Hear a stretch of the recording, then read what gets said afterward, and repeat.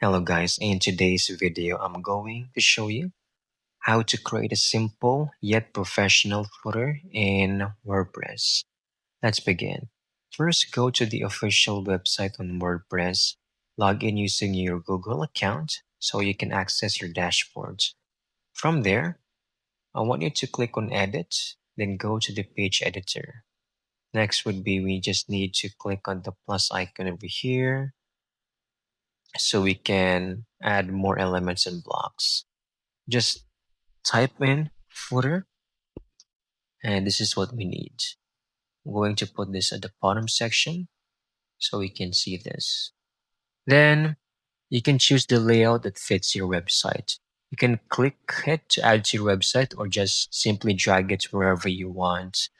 You can edit text, links, colors, and layouts so that it will match your brand's style. And you can also adjust the blocks as needed until you're satisfied with your design. And that's it.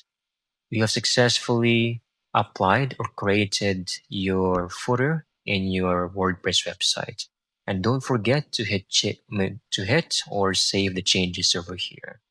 I hope you found this video very helpful.